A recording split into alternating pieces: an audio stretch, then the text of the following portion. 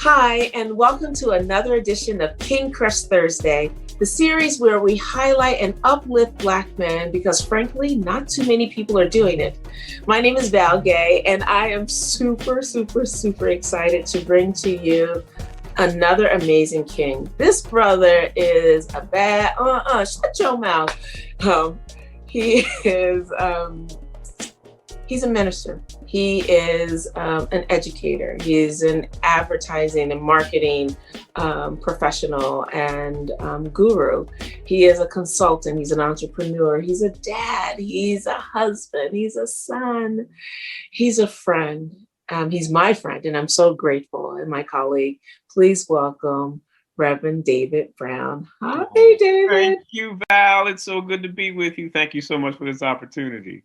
Absolutely. Thank you. And David, as we talked about, this conversation is part of a larger conversation that is built on just 6 questions, because we are building a repository of 6 questions and 100 answers by 100 different Black men, with the goal of having a young king who may or may not have Black role models in his life, that he could go to this repository, see these same questions answered by lots of different men, and perhaps find guidance there.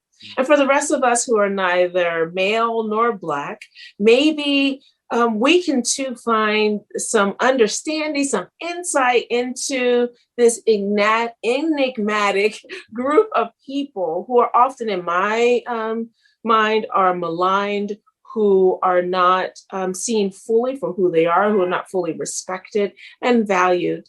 And I know how rich my life is based on the number of amazing Black men in my life who I've seen my entire life. And I've always been surprised and saddened when I hear these very narrowly defined narratives around our community.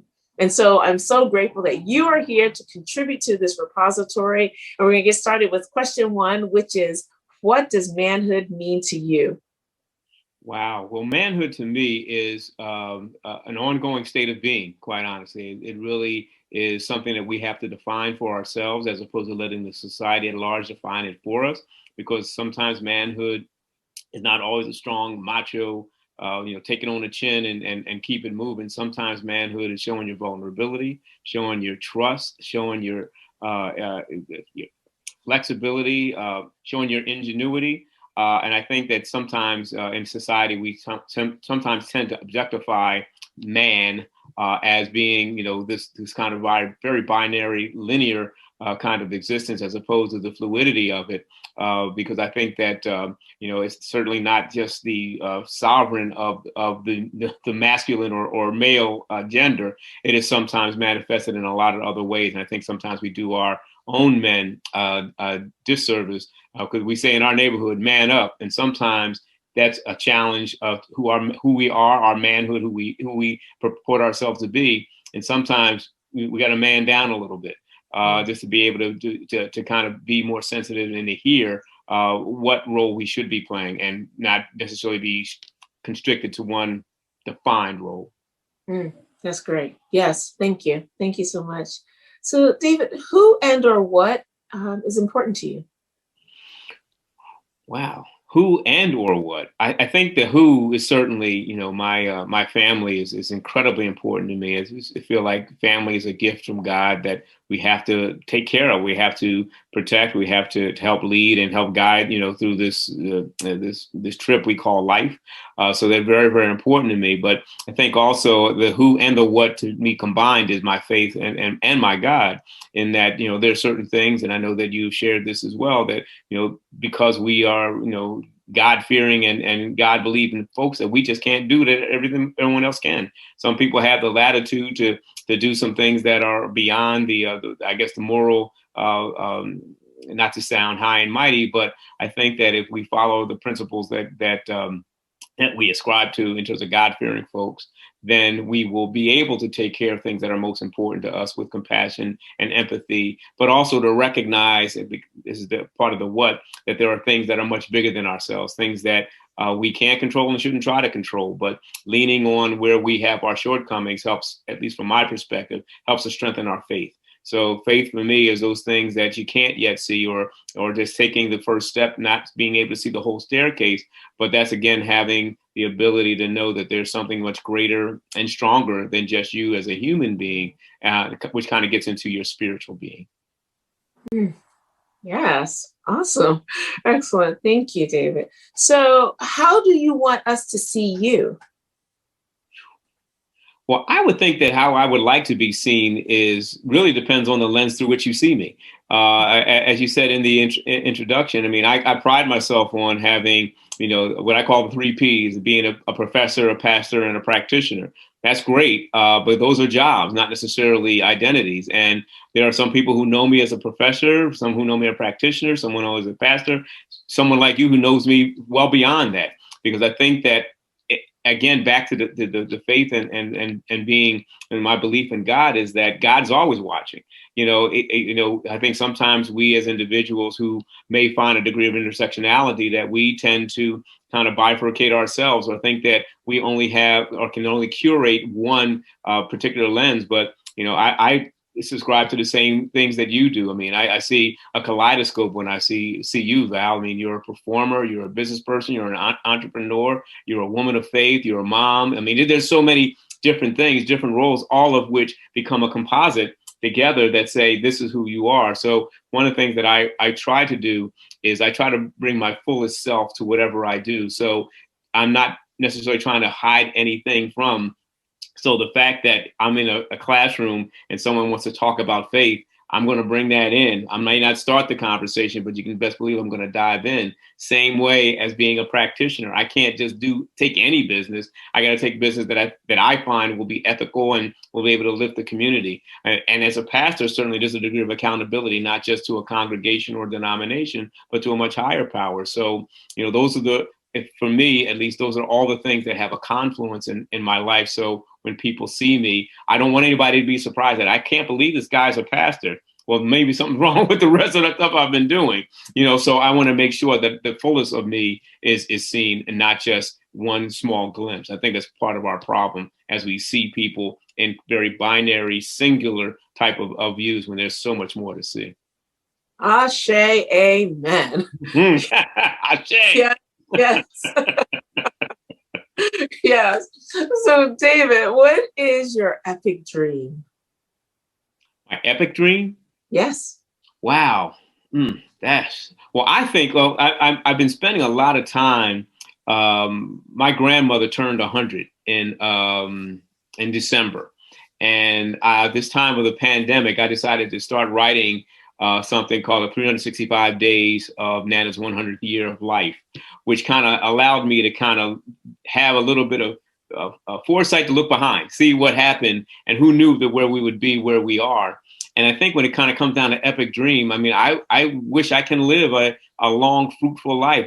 My grandmother's in her right mind. She's got some, the health challenges, of course, but at 100, she's got the gift of time, which to me is probably the most precious gift. So I can't even see that. And I think that I've been blessed to be able to do what I've done over the lifetime that God has given me. So I want to be able to do more of what God needs me to do. That to me would be the most epic dream. And I don't know what that is. So it's not necessarily defined in any clear parameters, like hitting the lottery or winning the Nobel Peace Prize, because we don't know the mind of God, nor do we know the future that God has for us. All we can do is help to be the beings that He made us to be, and continue on the journey, knowing that the destination is never guaranteed. So the dream is going to have that degree of undefined uncertainty, but that doesn't scare me. That makes me run to it. Let's see what else will evolve.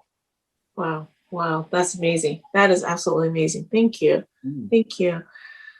So I think we already have gotten a glimpse, but I'm going to ask you explicitly, Reverend David W. Brown, who are you? Oh, boy. That's still evolving. I mean, I like to say this is who I am, but I did an exercise with a colleague of mine that, we who do consulting work, sometimes we're always asked to give us our, give an organization their mission statement and such, right? And tend to define who that organization is. So a friend of mine asked me the same question, who are you? But I'm going to ask you to give your mission statement, but you only have 6 words to do it. 6 words. Okay. 6 words. And, as a preacher, I don't go long anyway, because I figure once you say your bit, you sit down and it's all good. And as someone who's written copy and advertising public relations, I like the concise nature of that. So it came down to these 6 words. And the 6 words you had to really think and reflect on, but I think it defines who I am. And the 6 words are making impact by being the difference. Making impact by being the difference. So that to me helps to define who I am, what I'll do, what I'll pursue, what I will say no to, what I'll say yes to. And it also has the degree of like, well, what I'm doing right now, am I making the impact by being the difference? And if not, that means someone else can come along and build on what I've started so they can make an impact by being the difference. So I'll go find what else God would have me to do. So it really helped me to say, okay, if you say who you are, because obviously we can talk about many identities, whether it's father, husband, teacher, preacher, whatever it is. But to me, it's more kind of defined by those 6 words, making the impact by being the difference. And I think also the journey to get to those 6 words at the age that I am, I'll turn 60 next year.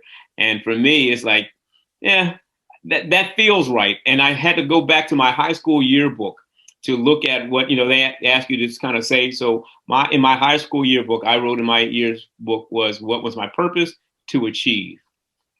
So when I was, coming out, I had the whole life ahead of me. I don't necessarily need to achieve now, but I want to continuously be, having the ability at least to make the impact, to be the difference. So that's who I am. That is incredible. That is absolutely incredible. Oh my goodness. Okay. So here we are already at question 6. Ooh. Which is there anything that I should have asked you that I didn't, or you wanted me to ask you or I didn't? In other words, what did I miss? You asked some very deep questions. I don't know whether you missed anything. I guess because I know that this will be a repository for others who will come, younger folks, I would imagine, probably various ages. But I think that I was anticipating, so what's different now that this COVID pandemic, this racial reckoning, presidential and political upheaval, it's almost like if you're young and you see this in 5, 10, 15, 20 years, who knows, that, will you remember the time when things were evolving? Because we're still getting through. And I have found that this time has been a crisis, no doubt. But I think that if we are not changed as a result of a crisis, then something's wrong with our view and our perspective. There's a lot of folks, yourself included, who have taken this time to, not to quote a political thing, but not just bounce back, but bounce better, bounce forward, redefine what the normal is going to be, but also having some agency in shaping that normal. And I don't want to go back. I really don't. I mean, I regret the people that I've lost, particularly my congregation, my friends, family, things of that nature, no doubt. Not to say that we would not have lost them otherwise, but this was a vicious virus that really took so many people away from us. But it also, at least for me, refined my focus. I mean, I think that 2020 sharpened my vision, not to be too cliched, but coming in 2021, wasn't just waiting for the thing to pass. I think that we are formed in the storm. Jesus talks about that all the time, that, like if it weren't for storms, then we probably wouldn't know what it is to be at peace. So, sometimes we have to embrace the storm and try to find out what is God trying to teach us in the midst of the storm, because the storm will pass. And sometimes we have to be very active in either rowing or navigating or whatever through the storm, because getting it through. And one image I always like is that when I look at a hurricane, the calmest part of the hurricane is right in the middle of it, the eye of the storm. Now, you'll still have to go through something else to get through it, but you know that there's peace on either side. So it's almost how hard and how creative and how imaginative can we work to get to the other side? And then what did we learn by getting through the storm? Because if we don't learn that lesson, then we're just going to just be bumping along, and eventually the storm will take us out.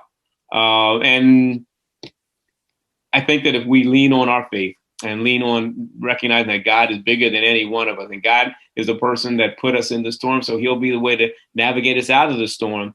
That faith is typically tested when the storm is at its highest height.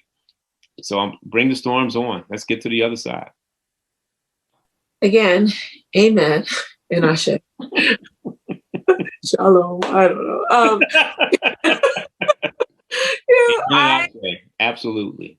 You are amazing. I'm so grateful that you've shared your wisdom with us. I mean, I think you know how much I adore you. I've so enjoyed just working with you. With you, Val. You know, absolutely. You are a treasure and a treasure in my heart and experiences and all of these things. And I'm so grateful that your presence in the world. I'm grateful on behalf of your students. I'm grateful on behalf of your clients. I'm grateful on behalf of everyone who gets to come with you. This is the first time this has happened. Dang it. Hey, right. Wow, that's what happens. It's all good. Yeah, this is what happens. But I was trying to think, where does I put that phone? I hope I put it on mute. Nope. Anyway, as I was saying, I am just really grateful for your presence in the world. And I'm actually totally going to work on what my 6-word mission statement is. I have been grateful enough and fortunate enough to really spend time on my purpose statement and living my purpose. And I'm so grateful that I actually get to live my purpose. But this idea of 6 words for my mission, that is be able to distill it down, like I'm going to work on that. So thank you so much for that. Absolutely. Well, the next time I see him, I'm going to ask you for it. So you know that. So yeah, so I know that. I'm going to get to work on it. And so I just want to, I honor you, my King, and I thank you so much for being here. I thank you, and I pray that God will continue to grow and deepen and widen and make you even more impactful than you already are. I'm just so grateful for you. And so thank you so much, Reverend David, for being here today. It was a privilege to be with you, and a pleasure always to be with you. Oh, thank you so much. Thank you. And thank you for joining us. I hope that you were as inspired and entertained in some ways as I was. And please stay tuned next week for yet another King. In the meantime, if there is someone that you want to highlight in this forum, please feel free to click the link below or in my bio, or feel free to DM me and we'll take it from there. But in the meantime, please remember to spread love and have a great day. Thank you so much. Thank you, David. Thank you. Thank you, Val. That was wonderful. Thank you, man.